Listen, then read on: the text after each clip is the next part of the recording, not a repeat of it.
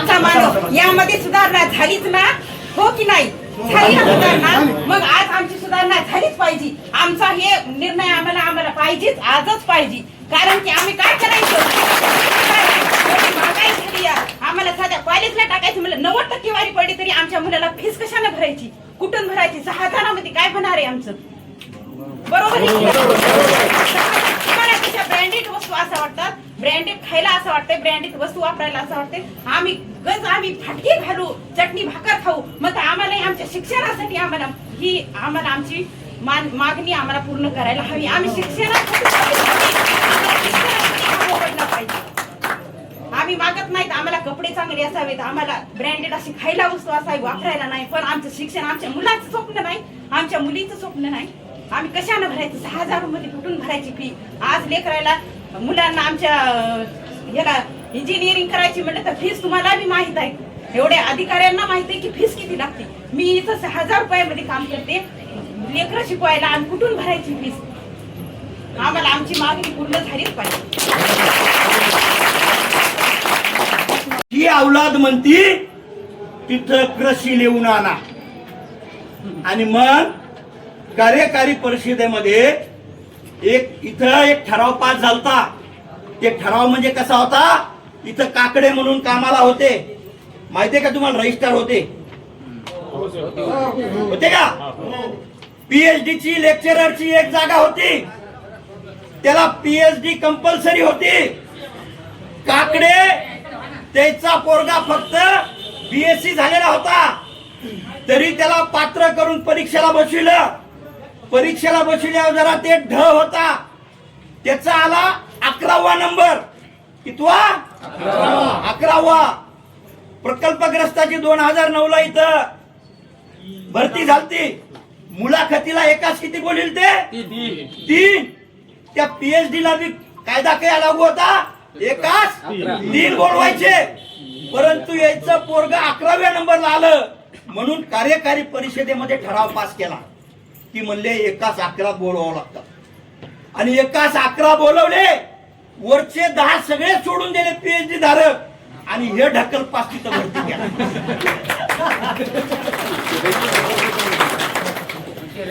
आणि आज त्याच कार्यकारी परिषदेमध्ये जर ठराव पास होत असेल की या कष्टकर्याला कायद्याप्रमाणे रोज दिला पाहिजे का नाही? त्याला म्हणतात की कृषी लिहून आण. कुठून आणायचं? देवाकडून आणायचं का? आणि दुसरी गोष्ट, इथले कुलगुरू जे सख्खे नरेंद्र मोदीचे भाऊ आहेत,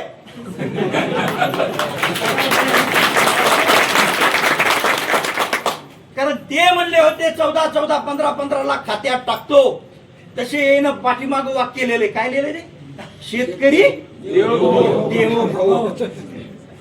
खरंच जर शेतकरी देवोभव असतं तर इथं कष्टकऱ्याचे जे हात आहेत त्याला रोज कायद्याप्रमाणे द्यायला पाहिजे होतं का नाही? रोज. आज पगार किती आहे मजुराला? कायद्याने किती आहे? कायद्यानं 13,000. 7,000 कोणी काम करायला तयार आहे का? मी तर म्हणतो कमाल आहे तुमची. विद्यापीठाचे अधिकारी मला माहित आहे, सगळे ढक्कल पासेस झाले, ते अशाच भरती झाले. खरं संशोधन आणि हे फक्त तुमच्या हातावर शिल्लक उरलेले. हे काही काम करतात का? हे अजिबात नाही. आणि मला माहित आहे तुम्हाला बी काही सहजासहजी काम नाही. मला काही सगळ्याला दोष द्यायचे नाही. काही गुत्तेदार असे जोरात आहेत काही, बर का? मी सगळ्याला म्हणीन भरतेत पाहुण्या रावण्याचं आणि कामाला दुसरेच आहे. तुमचं खरं सांगा, हातवर करा बरं.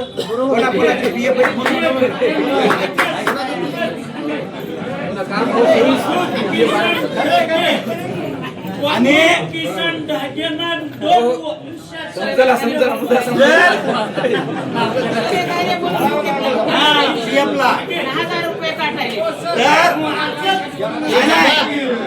आमचं म्हणणं असं आहे, जर हे इतक्या इमानदारीचे असते की कृषी लिहून आणा आणि त्या कायद्याला झुगारणार नसते तर पीएफ कोणाचं कोण भरायला याचं काम नाही का कंट्रोलरचं बघायचं? काम आहे का नाही? आणि कंट्रोलर याच्या डोळ्यामध्ये माती पडली होती का? जेव्हा इंद्रधनुष्य बिल्डिंग 5 कोटी ते 56 कोटीला जाती तेव्हा त्याला काही त्रास होणार नव्हता का? तेव्हा त्याला म्हणायला पाहिजे होतं नाही नियमात नाही. पण झालं का तसं? आणि दुसरी गोष्ट, इथं आलेले जेवढे बी कुलगुरू होते त्याला चांगल्या चांगल्याच गाड्या होत्या का नव्हत्या? यायचे दौरे इतके भारी होते की यायला कोणची घ्यावं लागली? अरे विद्यापीठाच्या कायद्यात आहे, त्या घटनेत आहे, कुलगुरूला 17 लाखाच्या वरी गाडी घेता येत नाही. 17 लाखाची गाडी या महाशयानं मोदीच्या सख्या भावानं किती लाखाची गाडी घेतली? 56 ना. परभणीतल्या कोण्याच नेत्याजवळ गाडी नाही ती फॉर्च्युनर. म्हणजे 17 लाखापर्यंत बजेट असलेली गाडी घ्यायला याला फिरायला ती 56 लाखापर्यंत हे नेऊ शकतात. परंतु गोरगरिबाला कायद्याप्रमाणे जर त्याचा रोजगार, त्याच्या कष्टाची भाकर द्यायची तर ह्या अवलादी नाही म्हणतात. मला असं वाटतंय आज इथून निर्णय घेतल्याशिवाय कोणीही घरी जायचं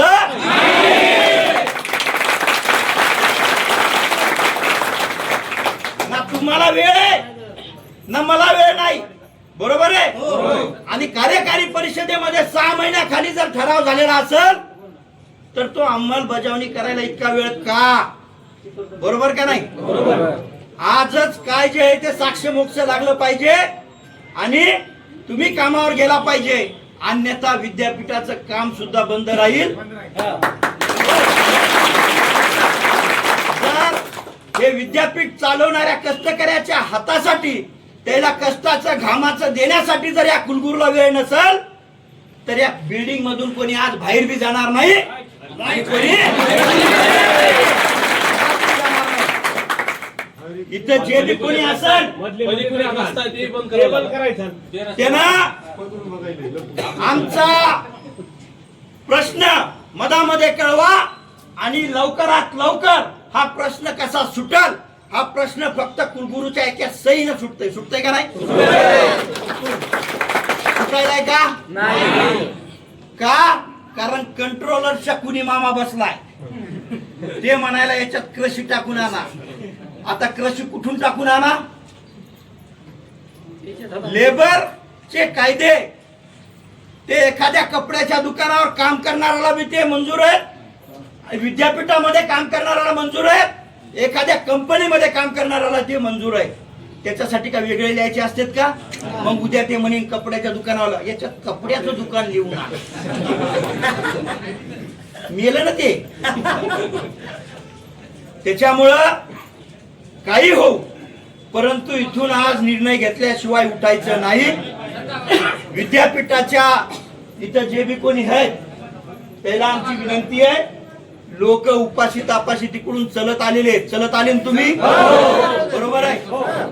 आणि हे चलत आलेत, हे उपाशी आहेत, काम करून आलेत, पुन्हा लवकरात लवकर प्रश्न मार्गी लावा आणि यांना हसत हसत पुन्हा कामावर पाठवा. दुसरी गोष्ट एक अशी आहे, म्हणजे ते आल्यावर आपण हे करू, ते तुम्ही परवानगी दिली तर ते मुद्दा मी मांडतो.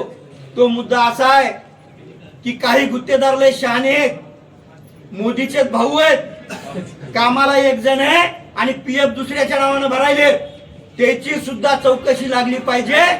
आणि हा विषय आपण इथं तर बोलूच, परंतु हा विषय मी सेपरेट संभाजीनगरच्या हायकोर्टामध्ये नेणार आहे. फक्त तुम्ही कोण्या गुत्तेदारा सोबत कोण्या ऑफिस मध्ये किती महिने किती वर्ष काम केलंय त्याचे आम्हाला फक्त त्या ऑफिस मधून पुरावे आणून द्या.